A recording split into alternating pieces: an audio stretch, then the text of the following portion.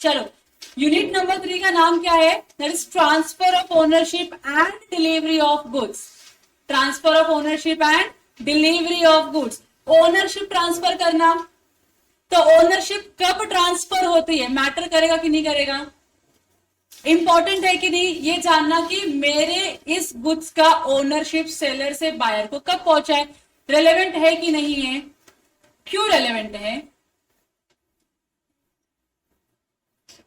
क्यों रेलेवेंट होना चाहिए? क्योंकि अगर उस गुड्स को कोई लॉस हो जाता है या डैमेज हो जाता है तो वो लॉस या डैमेज कौन बेयर करेगा? ये पता चलने के लिए हमको देखना होता है कि ओनरशिप कब ट्रांसफर हुई, क्योंकि जिसके पास ओनरशिप रहेगी उसी पर्सन को क्या करना पड़ेगा, वो लॉस को बेयर करना पड़ेगा। जिसके पास ओनरशिप नहीं, क्या वो पर्सन रिस्पॉन्सिबल है उस लॉस को बेयर करने के लिए? नहीं। इसके लिए ओनरशिप ट्रांसफर कब होती है ये जानना बहुत जरूरी है। और उसके बाद डिलीवरी ऑफ गुड्स, गुड्स की डिलीवरी कब होती है, और अलग अलग टाइप की डिलीवरी आपने ऑलरेडी पढ़ लिया है कैसे होती है, तो ये पढ़ेंगे हम पूरा यूनिट नंबर 3 में। चलेगा? चलानी पड़ेगा, चॉइस तो है नहीं। देखो, sale of goods involves transfer of ownership of property from seller to buyer. तो सेल ऑफ गुड्स में क्या इन्वॉल्व होता है? ओनरशिप का ट्रांसफर होना। ओनरशिप किसके पास से किसके पास जाती है? हाँ, so it involves transfer of ownership of the property from seller to the buyer, and it is essential to determine the time at which the ownership passes from the seller to buyer. Time का पता होना जरूरी है कि इस वक्त पे, जिस वक्त पे गुड्स को लॉस हुआ या डैमेज हुआ, कौन रिस्पॉन्सिबल है उस लॉस को बेयर करने के लिए, किसके पास ओनरशिप थी, वो पता करना जरूरी होता है। इसके लिए time of transfer of ownership पढ़ना बहुत ज्यादा जरूरी है, क्योंकि जब भी गुड्स को लॉस होगा तो बायर बोलेगा मेरा तो लॉस नहीं है भाई, सेलर बोलेगा मेरा भी नहीं है, तो किसका लॉस होगा? फिर दोनों में से किसी एक पार्टी का लॉस है, लेकिन कौन सी पार्टी है उसको अगर हमको आइडेंटिफाई करना होगा तो हमको time of transfer of ownership देखना होगा कि इस वक्त पे, जिस वक्त पे दुर्घटना घटी है, उस वक्त पे उस गुड्स का ओनर कौन था। जो ओनर रहेगा, फिर वो बायर भी हो सकता है, वो सेलर भी हो सकता है, जो भी ओनर रहेगा उसको ये लॉस क्या करना पड़ेगा? बेयर करना पड़ेगा। यहां तक सिंपल है। इसके लिए यूनिट नंबर 3 आपको पढ़ना है। इंपॉर्टेंस उन्होंने बता दिया, जो मैंने आपको बताया है कि क्या इंपॉर्टेंस है वही इसमें लिखा हुआ, तो आप इसको घर पे बैठ के पढ़ लो ना आराम से। बाकी तो और कुछ चीजें नहीं है नहीं इसके अंदर, तो इसको आराम से घर बैठ के पढ़ना। अब आप पढ़ोगे passing of property. Passing of property का मतलब प्रॉपर्टी क्या हो रही है? ट्रांसफर हो रही है। प्रॉपर्टी मतलब क्या? गुड्स जा रहा है फिजिकली, या ओनरशिप की बात कर रहे हैं हम? ओनरशिप की बात कर रहे हैं। इसमें किसकी बात कर रहे हैं? ओनरशिप की बात करें कि ओनरशिप पास हो रही है। So the rules regarding the transfer of property in goods from seller to the buyer depend on the two basic factors. दो ही फैक्टर्स है जिसके ऊपर ये डिपेंड करता है। पहला आइडेंटिफिकेशन ऑफ गुड्स और दूसरा इंटेंशन ऑफ पार्टीज। देखो, आइडेंटिफिकेशन सेक्शन 18 क्या बोलता है? दिख रहा है तुम लोगों को? अब दिख रहा है? हाँ, सेक्शन 18 बोलता है where there is a contract of sale for uncertain goods. Safe नहीं, ये सेल है। Where there is a contract of sale for unascertained goods. Unascertained goods क्या होता है? जो लॉट में है, बल्क में है, अभी तक आइडेंटिफाई नहीं हो कि उस लॉट में से तुम्हारा गुड्स कौन सा है, बराबर की नहीं। So where there is a contract of sale for unascertained goods, the property in goods can not pass to the buyer, बराबर की नहीं। अब 100 गुड्स है, 100 पैकेट ऑफ सॉल्ट पड़ा हुआ है, ये 100 में का ओनरशिप मेरे पास कितने का है? नहीं पता ना, अभी भी बल्क में ही है, बल्क में है, अभी पूरा लॉट में पड़ा है, इसके लिए तो वो अनसर्टन है ना। अनसर्टन है तो मेरे पास लॉस ट्रांसफर होगा क्या उस गुड्स का? नहीं। सो उसकी ओनरशिप ट्रांसफर होगी क्या अगर गुड्स अनसर्टन है तो? नहीं। गुड्स की ओनरशिप ट्रांसफर होने के लिए गुड्स सर्टन होना चाहिए या स्पेसिफिक होना चाहिए। समझ में आ रहा है आपको? गुड्स असर्टन या स्पेसिफिक होगा तो ही उस गुड्स की ओनरशिप ट्रांसफर हो सकती है। अगर गुड्स अनअसर्टन है उसकी ओनरशिप ट्रांसफर नहीं होती है। समझा आप लोगों को? To the buyer unless and until the goods are ascertain. The buyer can get the ownership right on the goods only when the goods are specific and ascertain, जब गुड्स आपका specific होगा, असर्टन होगा, तो ही आपको उस पर क्या मिलेंगे, ओनरशिप मिलेगी, वरना गुड्स की ओनरशिप नहीं मिलेगी। यहां तक क्लियर हो गया? तो मैंने बताया वो एग्जांपल आपको याद रखना है, 100 पैकेट्स ऑफ सॉल्ट है, उसमें से आपको 10 पैकेट चाहिए, तो कौन से 10 है वो आपको पता है क्या? नहीं। जब तक वो 100 लॉट के अंदर है तब तक तो वो अनसर्टन गुड्स है, तो आपके पास ओनरशिप आएगी क्या उस गुड्स की? नहीं आएगी। जैसे ही सेलर ने उस 100 में से 10 पैकेट को अलग किया आपके लिए, तो क्या वो 10 पैकेट की सॉल्ट की ओनरशिप आपके पास आ जाएगी? यस, आ जाएगी, क्योंकि आप क्या हो गया, गुड्स स्पेसिफिक हो गया और असर्टन हो गया। यहां तक क्लियर है सबको? अब दूसरा क्या बताया, इंटेंशन ऑफ पार्टीज में तो डिटरमाइन करते हैं ना कि गुड्स की ओनरशिप कब ट्रांसफर होगी। पहला तो हो गया कि गुड्स का आपका क्या होना चाहिए, आइडेंटिफिकेशन होना चाहिए। अगर गुड्स आइडेंटिफाइड है तो ओनरशिप ट्रांसफर होगी, गुड्स आइडेंटिफाइड नहीं है, गुड्स अनअसर्टन है, तो ओनरशिप ट्रांसफर नहीं होगी। और दूसरा फैक्टर उन्होंने बोला है इंटेंशन ऑफ पार्टीज में, तो देख लो कि उनकी क्या इच्छा है कि ओनरशिप कब मिलनी चाहिए, बराबर की नहीं। So the property in goods is transfer to the buyer at such time as the parties to the contract intend it to be transferred। तो जो पार्टीज है कॉन्ट्रैक्ट की, जब उनका इंटेंशन होता है कि इस वक्त पे ओनरशिप आपके पास जाएगी, तो उस वक्त से ओनरशिप आपकी होगी, उसके पहले की ओनरशिप किसकी होगी? सेलर की ही होगी। समझ में आ रहा है? तो आपका इंटेंशन क्या है वो जानना जरूरी है। और इंटेंशन कैसे पता चलता है, तो section 19 clause 2 section 19 sub section 2 में बताया गया है कि पार्टीज का इंटेंशन कैसे डिटरमाइन करना होता है गुड्स की ओनरशिप ट्रांसफर करने के लिए। तो उसमें भी 3 फैक्टर्स दिए हैं। कितने फैक्टर्स दिए हैं? पहला क्या बोला है, टर्म्स ऑफ द कॉन्ट्रैक्ट।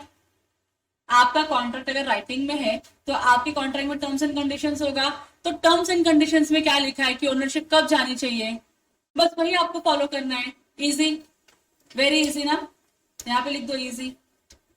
दूसरा क्या है, to the conduct of the parties. Conduct of the party से क्या मतलब है, बायर के पास पोजीशन आ गया, बायर ने गुड्स को भेज दिया थी थर्ड पर्सन को, ओनरशिप अभी तक आई नहीं थी, लेकिन बायर ने भेज दिया क्योंकि बायर को पता है कल तो मेरे पास ओनरशिप आने वाली है। तो कंडक्ट से तो समझ में आ गया ना कि आपका इंटेंशन था ओनरशिप लेने का। अब इसके बाद गुड्स को लॉस हुआ तो कौन responsible? Buyer responsible, seller responsible नहीं होगा। तो आपके कंडक्ट से समझ में आता है कि आपका इंटेंशन कब है ओनरशिप को डिराइव करने का। दूसरा पॉइंट। तीसरा, सर्कमस्टांसेस ऑफ द केस। अब वो जो केस है उसके नेचर के ऊपर डिपेंड करता है कि भैया इस केस में आपका ओनरशिप कब ट्रांसफर होगा। क्लियर हो गया? तो कोई जो बहुत बड़ी बड़ी मशीनरी होती है ना, तो जब तक वो इंस्टॉल नहीं हो जाती है बायर के प्लेस पे, तब तक वो उसका ट्रांसफर ओनरशिप का माना नहीं जाता है।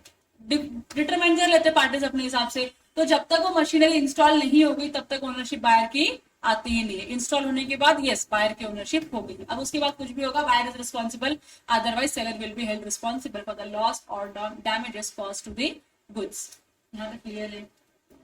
मैं बहुत ज्यादा अगर इंग्लिश के शब्द यूज करने लगूं तो प्लीज रोको मुझको, ठीक है? सबको नहीं समझ में आती बहुत सारी चीज, कभी कभी मैं जोश में बहुत लंबा लंबा सेंटेंस बोल के चली जाती हूँ, मेरे को लिटरली क्लिक नहीं होता है कि आपको समझ रहा है कि नहीं समझ में आ रहा है।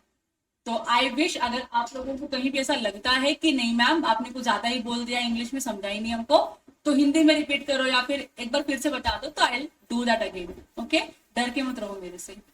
चलो अब क्या लिखा है, the primary rules determining the passing of property from seller to buyer are as follows. Primary rules क्या है, मतलब अप फ्रंट से समझ में आता है कि हाँ भैया ऐसा रहेगा तो ओनरशिप बायर सेलर से बायर को पहुंच चुकी है। पहला सेक्शन 19 में क्या बोला है, प्रॉपर्टी स्पेसिफिक है या असर्टन है। अगर गुड्स अगर आपका स्पेसिफिक या असर्टन है तो प्रॉपर्टी क्या होगी, इमीडिएटली ट्रांसफर हो जाती है। So where there is a contract for the sale of specific or a certain goods, the property in them is transferred to the buyer at such time as the parties of the contract intend it to be transferred। तो जब parties का intention होगा तभी क्या होगा, वो ownership transfer होगा। तो इंटेंशन कैसे समझ में आता है, मैं गई गुड्स लेने के लिए, गुड्स लिया, पैसे दिया, क्या अंकल की इंटेंशन है मेरे को गुड्स का ओनरशिप मिल जाए। अंकल को पता है कि हाँ ये पैसे दे ही रही है, जेब से पैसे निकाल ही रही है देने के लिए, तो क्या ओनरशिप आ जाएगी मेरे पास। हाँ मेरा इंटेंशन है, मैं पैसे देने के लिए जेब में हाथ डाल, तो इसका ये मतलब है कि I am ready to buy the goods, I am ready to take the ownership of the goods, बराबर की नहीं। तो मैंने पैसे दिए, गुड्स लेकर आ गई, ट्रांसफर हो गया कि नहीं ओनरशिप हो गया। सेकेंड सबसेक्शन क्या बोलता है, for the purpose of ascertaining the intention of the parties, regard shall have to be the terms of the contract of the conduct under the parties and circumstances of the, मतलब sub section 2 में जो बोला है, section 19 sub section 2 जो तीन points हमने पढ़े थे, 3 फैक्टर्स पढ़े थे, उसके हिसाब से आपको समझ में आता है कि इंटेंशन क्या है। क्या 3 पॉइंट्स थे वो जरा बताओ मुझको। सेक्शन 19 सब सेक्शन 2 के टर्म्स ऑफ द कॉन्ट्रैक्ट था, उससे समझ में आता है, और पार्टीज की कंडक्ट से, और तीसरा सर्कमस्टांसेस ऑफ द केस। इन तीनों सिचुएशन से आपको समझ में आता है कि पार्टीज का इंटेंशन ओनरशिप ट्रांसफर करने का कब का है। समझ में आ रहा है आप लोगों को, यही बोला है।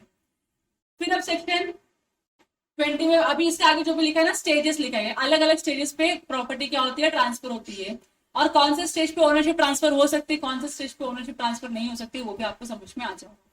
तो सेक्शन 20 क्या बोलता है, अगर गुड्स क्या है, स्पेसिफिक है, पहला सिचुएशन गुड्स क्या होना चाहिए आपका, स्पेसिफिक। तो मैंने मांगा था iPhone 15 pro max, rose pink वाला, रोज पिंक मांगा था मैंने, तो बताओ क्या ये स्पेसिफिक गुड्स है? हाँ, क्या वो डिलीवरेबल स्टेट में है? रेडी है अंकल के पास, डब्बे में पैक है, पेटी पैक है, तो क्या डिलीवरेबल स्टेट में है? डिलीवरेबल स्टेट में है। तो ओनरशिप कब ट्रांसफर होगी? जिस मोमेंट पे हमने कॉन्ट्रैक्ट में एंटर किया उस मोमेंट पे, बराबर। So whether there is an unconditional contract, unconditional होना चाहिए, कोई कंडीशन नहीं होनी चाहिए कि भाई पहले ये करो उसके बाद तुमको ओनरशिप मिलेगी। अगर आपका कॉन्ट्रैक्ट अनकंडीशनल है for the sale of specific goods जो डिलीवरेबल स्टेट में है, स्पेसिफिक गुड्स है, डिलीवरेबल स्टेट में है, तो property in goods passes to the buyer when the contract is made. जिस मोमेंट पे आपने कॉन्ट्रैक्ट में एंटर किया उस मोमेंट पे ओनरशिप किसकी हो गई? बायर की हो गई, सेलर की नहीं। समझा? तो आपने गए दुकान पे, शोरूम पे देखा, आपने फोन देख के मंगा लिया आईफोन 15 प्रो मैक्स, वो भी कौन सा वाला? रोज पिंक वाला आपने मंगा लिया, अंकल ने लाके दिया, आपने बोला आज से ये गुड्स मेरा, इसके पैसे बिलिंग वगैरह कर दो, ले लिया ना आपने ओनरशिप, कॉन्ट्रैक्ट बना के कॉन्ट्रैक्ट में एंटर हो गए ना आप लोग। अब इस मोमेंट पे क्या होगी? ओनरशिप किसकी हो गई है? बायर की हो गई है। समझा आप लोगों को? अब भले ही सेलर की दुकान में वो मोबाइल गिर के टूट जाए, नया वाला, ओनरशिप ट्रांसफर हो गई है बायर को, बताओ कौन रिस्पॉन्सिबल होगा? बायर रिस्पॉन्सिबल होगा। And it is immaterial whether the time of payment of the price और the time of delivery of the goods और बोथ इज पोस्टपोन्ड। आप ये नहीं बोल सकते कि अरे डिलीवरी तो बाद में आएगी तो ओनरशिप भी तो बाद में ही आएगी, या पेमेंट बाद में जाएगा तो ओनरशिप भी बाद में ही होगा, या दोनों ही बाद में हो रहा है, ऐसा कुछ फर्क नहीं पड़ता। उन्होंने क्या बोला? कॉन्ट्रैक्ट जिस मोमेंट पे आपने बनाया ना उस मोमेंट से वो ओनरशिप आपकी है, उसके बाद से गुड्स को कुछ भी हो जाए, who is responsible? Buyer is responsible. मतलब प्राइमरी रिस्क बेरर कौन हो गया फिर? बायर हो गया, सेलर नहीं। ये क्लियर हो गया आप लोगों को? फिर आपके गुड्स कब आने वाले हैं आपको फर्क नहीं पड़ता, आपका पेमेंट आप कब करने वाले हो वो भी फर्क नहीं पड़ता है, डिलीवरी या पेमेंट से मैटर नहीं करता। फ्यूचर से भी हो सकता है ना कि फ्यूचर में आपको डिलीवरी मिल जाएगी, फ्यूचर में आप पेमेंट करोगे डिलीवरी मिलने के बाद, मैटर नहीं करता है ओनरशिप को डिटरमाइन करने के लिए। कॉन्ट्रैक्ट बनाया, गुड्स स्पेसिफिक है, गुड्स डिलीवरेबल स्टेट में, ओनरशिप तुरंत आपको ट्रांसफर होगी। देखो एग्जांपल लिखा हुआ है, एग्जांपल में क्या लिखा है? एक्स है, एक शॉप पे जाता है और क्या बाय करता है? टेलीविजन बाय करता है और शॉपकीपर को बोलता है कि आप क्या कर दो? होम डिलीवरी कर दो। ठीक है, शॉपकीपर अग्री करता है कि हाँ मैं कर दूंगा, तो इस मोमेंट पे क्या हो गया? जो ओनरशिप है क्या हो गई? इमीडिएटली सेलर से किसके पास ट्रांसफर हो गई है? बायर को ट्रांसफर हो गई। समझ में आ रहा है? तो मानो ये आप लोग हो, मैं अभी आपको एक सिचुएशन बताती हूँ, ये आप लोग हो मिस्टर यू, ठीक है, आप लोग गए हो कहां पर? क्रोमा में। क्रोमा में सारा इलेक्ट्रॉनिक आइटम्स मिलता है, आप वहां गए हो और आपने ना एक मस्त टीवी देखा। यार इतना अच्छा टीवी ना आपने जिंदगी में नहीं देखा था, इतना अच्छा टीवी देखा, काफी बड़ी टीवी थी, तो आपने बोला ये टीवी मेरे को चाहिए, और आप गए और आपने टीवी क्या किया? परचेज कर लिया। टीवी रेडी था, स्पेसिफिक है, डिलीवरेबल स्टेट में है, रिमोट वगैरह सब रेडी है, उसका खाली पैक करना है और तुमको भेजना है घर पे। तुमने क्या किया? बोला पेमेंट जो है ना, पेमेंट में तेरे को 1 वीक के टाइम पीरियड में करेगा। पेमेंट कब करेगा? 1 वीक के टाइम पीरियड में। ये क्रोमा का टीवी है ना, मेरे घर पे पहुंचा देना, एड्रेस वगैरह लिखवा के आ गए आप लोग। ठीक है, तो सेलर ने बोला, ये सेलर है मिस्टर एस ने बोला ठीक है चलेगा सर, कोई दिक्कत नहीं है। तो सेलर ने अग्री किया कि वो आपको टीवी आपके दिए हुए एड्रेस पे पहुंचा देगा, और आपने क्या बोला, पेमेंट कब करोगे आप, 1 हफ्ते की बात करोगे। क्या यहाँ पे कॉन्ट्रैक्ट ऑफ सेल बन चुका है? एग्जिस्टिंग गुड्स का है, स्पेसिफिक गुड्स का है, कॉन्ट्रैक्ट वैलिड है, स्पेसिफिक गुड्स है ना, है, कॉन्ट्रैक्ट वैलिड है, कॉन्ट्रैक्ट ऑफ सेल वैलिड है, बराबर की नहीं। अब सेलर ने क्या किया ना, अभी चला गया मिस्टर यू चला गया अपने घर पे। अब सेलर ने अपने सेल्स बॉय को बुलाया और बोला कि बेटा ये जो टीवी है ना एकदम सेफली क्या कर, एक डब्बे में डाल दे, मस्त में थर्माकोल डाल के पैक कर दे उसको, और ये एड्रेस है उस पर डिलीवर करना है तेरे को। तो अब जो बेटा था, जो सेल्स बॉय था, उसने क्या किया, अपनी साइड से ट्राई किया, और जैसे तैसे उसने टीवी को डब्बे में डाला, पैक कर रहा था। पैक करते वक्त हुआ क्या, टीवी टूट गई, गिर गया उसके हाथ से, या कुछ धक्का वक्का लग गया और टीवी गिर के टूट गई। अब डैमेज हो गया, बताओ कौन रिस्पॉन्सिबल है? कौन रिस्पॉन्सिबल है? नहीं नहीं, बायर, ये जो लॉस हुआ है इसको बेयर कौन करेगा? बायर की सेलर? बायर क्यों करेगा, सेलर क्यों करेगा? मैं थोड़ा जगह से क्वेश्चन पूछती हूँ, मैं बहुत बेकार हो गई। मुझे बताओ, अभी जो लॉस हुआ टीवी का, मानो टीवी की वैल्यू थी 2 लाख रुपया, अब ये जो डैमेज हो रहा है इसको रिपेयर करने का जो खर्चा आएगा, who shall bear the loss, who shall bear the damages? Seller कितने लोग बोल रहे हैं हाथ ऊपर करो, अच्छे से हाथ ऊपर करो, डरने का नहीं, हाथ ऊपर करो, अच्छे से करो। बोला तो ऐसा क्या है, ये ऐसे करना होता है ना, अच्छे से बोला तो। विजिबिलिटी प्रॉब्लम है तुम लोगों को, ऐसे बोला है ना, ठीक है, हाथ नीचे। बायर कितने लोग बोल रहे बायर लॉस बेयर करेगा? हाँ अभी नीचे करो आप। हाँ अभी जिन्होंने भी बायर बोला है ना उनका आंसर सही है, क्योंकि जिस मोमेंट पे कॉन्ट्रैक्ट, अरे अभी तो पढ़ा ना हमने, स्पेसिफिक गुड्स है, डिलीवरेबल स्टेट में है, पेमेंट हुआ या नहीं हुआ मैटर नहीं करता, गुड्स की डिलीवरी हुई है या नहीं हुई मैटर नहीं करती, दोनों पोस्टपोन हुआ तो भी चलेगा, कोई दिक्कत नहीं है। कॉन्ट्रैक्ट ऑफ सेल में आपने एंटर किया, लॉस हुआ गुड्स को, तो वो लॉस को बेयर करने के लिए रिस्पॉन्सिबल होगा बायर, क्योंकि बायर उस टाइम पे क्या था, उस गुड्स का ओनर था। समझ में आ रहा है? तो बायर के ऊपर प्राइमरी रिस्पॉन्सिबिलिटी आती है उस लॉस को बेयर करने की। फिर बायर रिकवर करेगा रे सेल्समैन से कि तेरी गलती से टूटा ना, इतना पैसा तो मुझको तेरे को भर के देना ही पड़ेगा, लेकिन ये राइट किसके पास है? बायर के पास है, सेलर के पास नहीं है, क्योंकि seller is not the owner जब गुड्स क्या हुआ था, टूटा था या डैमेज हुआ था। समझा? अभी समझा तुम लोगों को? ये देखो, ये जो प्रोविजन है ना, मैंने इसी प्रोविजन के ऊपर तुमको क्वेश्चन बना के दिया कि अनकंडीशनल सेल था, स्पेसिफिक गुड्स था और डिलीवरेबल स्टेट में था। प्रॉपर्टी कब पास होती है बायर को? जब कॉन्ट्रैक्ट क्या हो चुकी है, बन चुकी है। और आगे लिखा है इममटीरियल है, इममटीरियल मतलब कोई रेलेवेंस नहीं रखता है, बिल्कुल इंपॉर्टेंट नहीं है कि जो टाइम ऑफ पेमेंट है या टाइम ऑफ डिलीवरी है, या दोनों ही, पेमेंट और डिलीवरी दोनों ही क्या हुई है, पोस्टपोन हुई है। पोस्टपोन मतलब फ्यूचर डेट पे गई है, उससे मैटर नहीं करता है। आपने स्पेसिफिक गुड्स डिलीवरेबल स्टेट में था, आपने बोला कि क्या होगा यहाँ पे, ओनरशिप ट्रांसफर होगा, ओनरशिप ट्रांसफर हो गई है उस मोमेंट पे जिस मोमेंट पे कॉन्ट्रैक्ट क्या हो चुका है, बन चुका है। समझ में आया? अगर बायर ने सिचुएशन में पैसे दे दिया होता और फिर जाता और फिर टूटता टीवी, तो कौन रिस्पॉन्सिबल होता? कैसे सेलर आएगा अभी बीच में? सिनेरियो चेंज किया मैंने थोड़ा सा, मैंने क्या बोला, सब एवरीथिंग रिमेन सेम। उस सिचुएशन में मैंने क्या बताया, सेलर ने पैसे, बायर ने पैसे नहीं दिया, बोला 1 हफ्ते की बात दूंगा। इस सिचुएशन में, सेकंड सिनेरियो में, बायर तुरंत पैसे देता है और बोलता है टीवी डिलीवरी करवा दो, तो अब बायर ही लॉस बेयर करेगा, बराबर की नहीं? उसने बोला कि आप टीवी भी क्या करो, बाद में दे दो, लेकिन पैसे, मतलब आप क्या करो, पैसे टीवी अभी डिलीवर करो, पैसे बाद में ले लो, तो भी क्या होगा फिर? बायर ही रिस्पॉन्सिबल होगा। सेलर बोलता कि नहीं, जब आप पैसे दोगे तब टीवी दूंगा, तो भी कौन रिस्पॉन्सिबल होगा? बायर है। क्यों? क्योंकि ओनरशिप क्या हो चुकी है, बायर के नाम पे ट्रांसफर हो चुकी है। अब डिलीवरी और पेमेंट पोस्टपोन हुआ है, उससे मैटर नहीं करता। क्लियर हो गया आप लोगों को? सेकेंड सेक्शन है सेक्शन नंबर 21, जहां पे क्या बोल रहे हैं, specific goods to be put into a deliverable state. ये स्पेसिफिक गुड्स है, लेकिन डिलीवरेबल स्टेट में है क्या? नहीं। मतलब सेलर को कुछ तो करना है जिससे वो डिलीवरेबल स्टेट में आ जाए।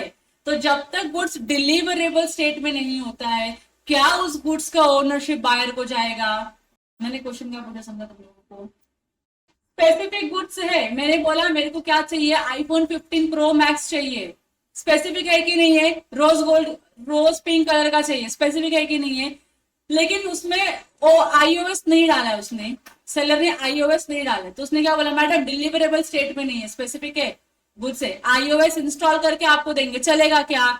मैंने बोला चलेगा। तो जब वो आईओएस उसमें इंस्टॉल करेगा, मुझको इंटीमेट करेगा, उसके बाद ओनरशिप मेरे पास आएगी, उसके पहले ओनरशिप मेरे पास नहीं आएगी, क्योंकि गुड्स डिलीवरेबल स्टेट में नहीं है। अगर आपका गुड्स डिलीवरेबल स्टेट में नहीं है ना, तो उस गुड्स की ओनरशिप ट्रांसफर नहीं होती है। समझ रहे आपको मैंने क्या बोला? गुड्स डिलीवरेबल स्टेट में आ गया तो जिस मोमेंट पे आपने कॉन्ट्रैक्ट में एंटर किया, उस मोमेंट पे ओनरशिप किसकी हो गई? बायर की हो गई। क्या मैडम समझ रहे हैं ना?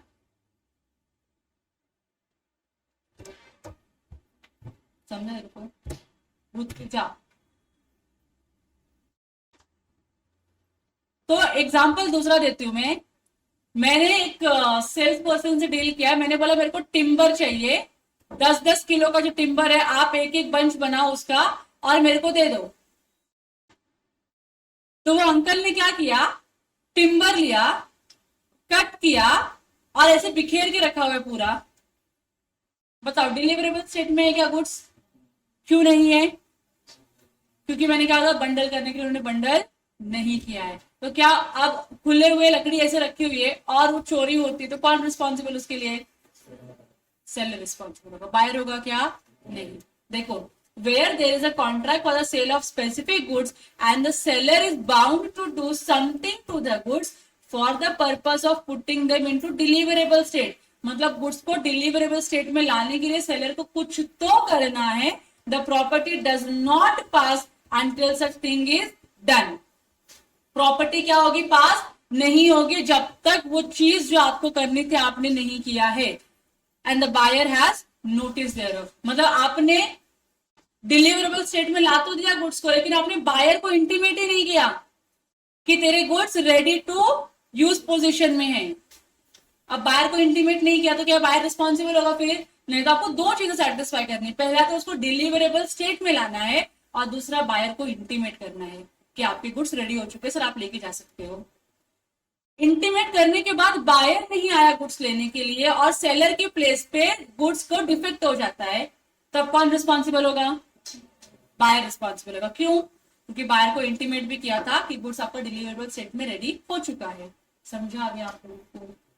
चलो, दो सेक्शन क्लियर है, सेक्शन नंबर 20 क्लियर है। गुड्स स्पेसिफिक है, गुड्स डिलीवरेबल स्टेट में है, तो जिस मोमेंट पे आपने कॉन्ट्रैक्ट बनाया उस मोमेंट पे ओनरशिप ट्रांसफर हो जाएगी। फर्क नहीं पड़ता कि पेमेंट हुआ या नहीं हुआ, डिलीवरी हुई है या नहीं हुई है, ठीक है। सेकंड सेक्शन नंबर 21 हमने क्या रेड किया? गुड्स आपका स्पेसिफिक है लेकिन डिलीवरेबल स्टेट में है क्या? नहीं है। सेलर को कुछ तो करना पड़ेगा ताकि गुड्स क्या हो सके? डिलीवरेबल स्टेट में आ सके। तो जब तक वो गुड्स डिलीवरेबल स्टेट में नहीं आता तब तक ओनरशिप पास नहीं होगी। सिर्फ डिलीवरेबल स्टेट में आना इंपॉर्टेंट नहीं है, उसके साथ साथ बायर को इसका नोटिस भी होना चाहिए कि भाई गुड्स डिलीवरेबल स्टेट में आ चुका है। यहां तक क्लियर है आप लोगों को? गुड। अब अगला सेक्शन है section number 22 which talks about specific goods in a deliverable state. Specific goods भी है, डिलीवरेबल स्टेट में भी, मतलब रेडी टू यूज गुड्स है कि नहीं है। When the seller has to do anything there to in order to a certain price, लेकिन सेलर को प्राइस चेक करने के लिए, प्राइस बताने के लिए, प्राइस डिटरमाइन करने के लिए कुछ तो करना बाकी है। बताओ ओनरशिप कब चाहिए? जब प्राइस आप डिटरमाइन कर लोगे और ये प्राइस के बारे में किसको बताओगे? बायर को बताओगे। तब उसके बाद ओनरशिप किसकी होगी? बायर की होगी, अदरवाइज ओनरशिप बायर की नहीं होगी। तो एक एग्जांपल, ये तो बहुत ही बेकार सा एग्जांपल है लेकिन सुन लो, मतलब सिंपल सा एग्जांपल है।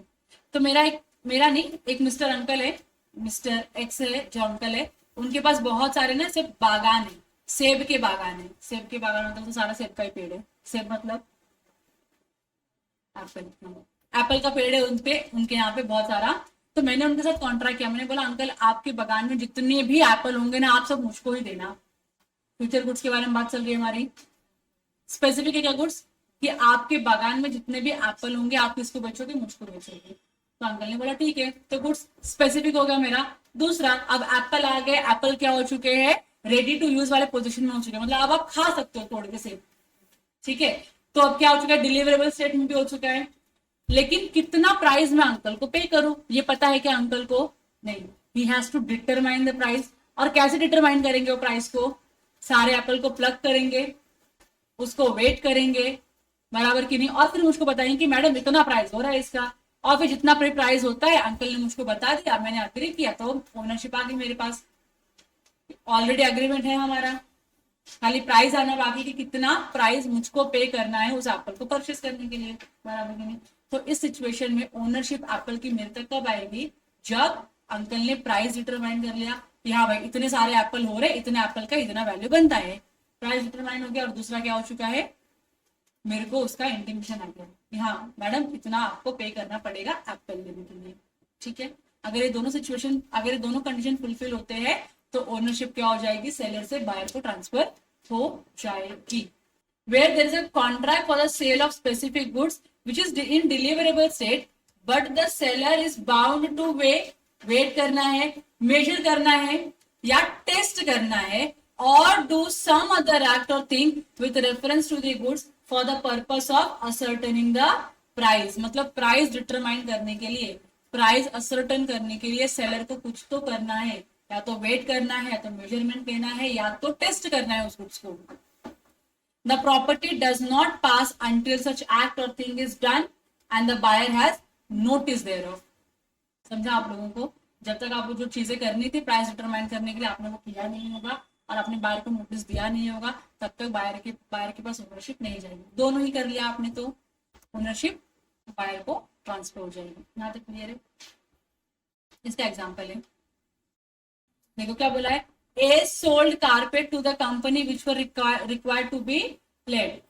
The carpet was delivered to the company's premises but was stolen before it could be laid। क्योंकि जब तक आप वो कारपेट को बिछाओगे नहीं तब तक आपको पता नहीं चलेगा ना कितना पैसा लेना है इस कारपेट का। मतलब आपको पैसा डिटरमाइन करने के लिए कारपेट को पहले बिछाना पड़ेगा पूरा का पूरा, और जब तक आप कारपेट बिछाओगे नहीं, प्राइस डिटरमाइन करोगे नहीं, तब तक ओनरशिप जाएगी क्या बायर को? ओनरशिप बायर को नहीं जाएगी। So it was held that the carpet was not in a deliverable state as it was not laid which was the part of the contract and hence the property had not passed to the buyer company। समझा आप लोगों को? चलो अगला section read करूं आपके लिए। अगला सेक्शन क्या है? सेक्शन नंबर 18 है।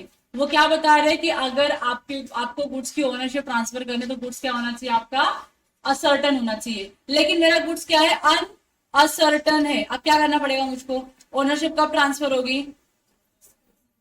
तो अनअसर्टन गुड्स है ना, ओनरशिप ट्रांसफर करने तो पहले क्या करना पड़ेगा? उसको असर्टन करना पड़ेगा, उसके बाद ही ओनरशिप जाएगी, अदरवाइज ओनरशिप नहीं जाएगी। So where there is a contract for the sale of unascertained goods, where there is a contract for the sale of unascertained goods, no property in the goods is transfer to the buyer unless and until the goods are ascertained. Clear है? Simple, छोटा section खत्म। The rules in respect of the passing property of uncertain goods are, पहले तो क्या होना चाहिए? Goods of the description क्या होना चाहिए? जो भी गुड्स आप मांग रहे हो क्या होना चाहिए? डिलीवरेबल स्टेट में होना चाहिए। और दूसरा, अगर आपने कैरियर को भी डिलीवर किया ट्रांसमिशन के लिए तो भी हम क्या बोलेंगे? गुड्स क्या हो चुका है? बायर तक पास ऑन हो चुका है। So delivery to the carrier for transmission. इसमें कोई दिक्कत है आपको? अब इसमें इसको बाइफर्केशन दिया है इसको और समझने के लिए। जो दो पॉइंट हमने पढ़े वो यहाँ पे मेंशन किया, सेक्शन नंबर 23(1), 23(2) में मेंशन किया गया है कि अगर सेल ऑफ अनसर्टन गुड्स है तो क्या, और अगर आपने कैरियर वाले को डिलीवर किया तो क्या स्टेटस होगा। सो अगर वो अनसर्टन है या फ्यूचर गुड्स है तो पहले क्या करना पड़ेगा? आपको उसको सर्टन करना पड़ेगा। By the description, C where there is a contract for the sale of uncertain goods और future goods by description. Description मतलब आप डिस्क्राइब कर रहे हो कि गुड्स ऐसा होना चाहिए, and the goods of that description and in a deliverable state are unconditionally appropriated to the contract। unconditionally appropriate क्या मतलब? बिना किसी कंडीशन के सेलर ने वो गुड्स किसको दे दिया है? बायर के लिए रिजर्व करके रख दिया, बायर के लिए अलग से निकाल दिया या बायर को दे दिया है। either by the seller or with the assent of the buyer or by the buyer with the assent of the seller, the property in goods thereupon passes to the buyer। Seller के ascent पे buyer करता है, buyer के ascent पे seller करता है goods को appropriate, तो हम क्या बोलेंगे, प्रॉपर्टी क्या हो चुकी है, सेलर से बायर को ट्रांसफर हो चुकी है। अगर गुड्स जिस डिस्क्रिप्शन का आप मांग रहे हो उस डिस्क्रिप्शन का गुड्स सेलर के पास रेडी है और डिलीवरेबल स्टेट में है, तब। टाटा नमक स्पेसिफिक है, डिलीवरेबल स्टेट में है, लेकिन अनअसर्टेन है।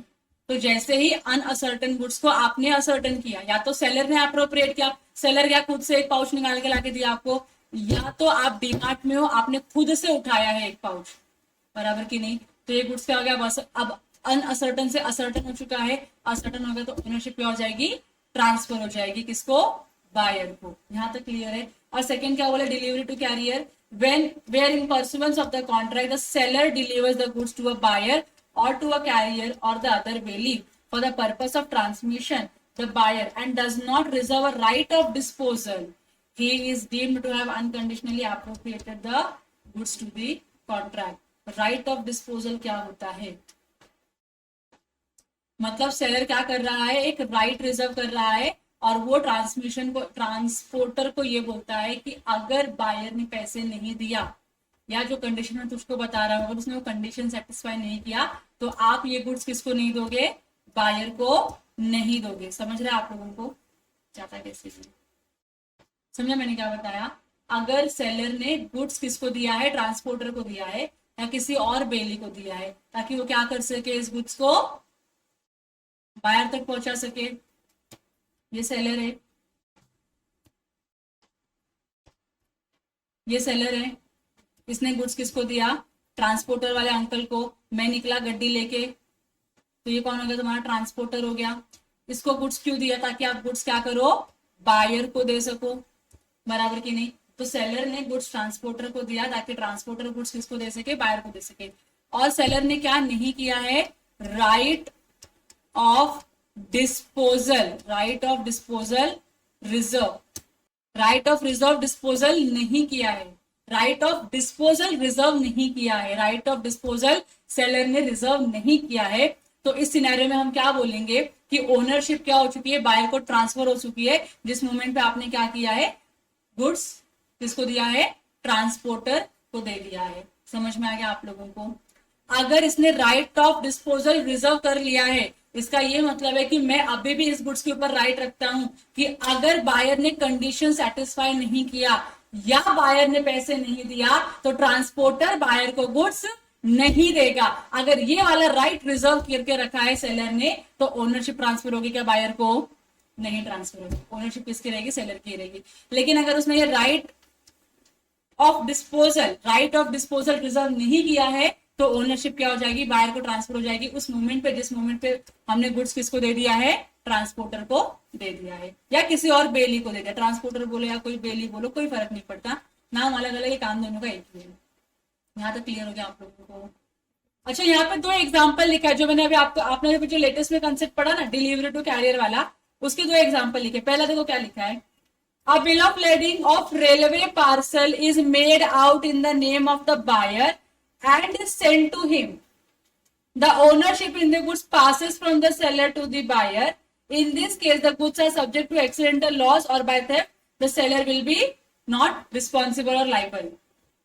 बराबर की नहीं। उसने क्या किया है, ओनरशिप पूरा तुम्हारे नाम पे दे दिया ना, और उसने राइट ऑफ डिस्पोजल रिजर्व नहीं किया है। तो जिस मोमेंट में उसने रेलवे वाले अंकल को दे दिया कि भैया आप लेके जाइए, गुड्स इस पर्सन को देने का है, और वो अंकल ने आपकी गुड्स लेकर के रेलवे में, और रेलवे में कहीं पे गुड्स डैमेज होता है, एक्सीडेंटल लॉस होता है उसको, तो seller will not be responsible, buyer will be responsible for bearing the loss. समझ में आ गया, क्योंकि बिल ऑफ लेडिंग पे ओनरशिप बिल ऑफ लेडिंग पे किसका नाम है, बायर का नाम है, और ओनरशिप बायर को मिल चुकी है क्योंकि सेलर ने राइट ऑफ डिस्पोजल रिजर्व नहीं किया था।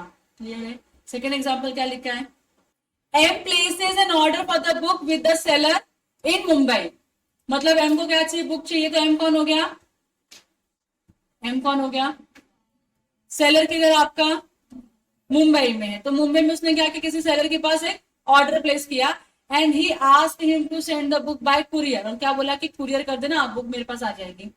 Payment of the book was to be made by the cheque. Payment कैसे करने वाला है, वो चेक से करने वाला, और यहां से क्या आ रही है, इसको बुक आ रही है। The book is lost in the way.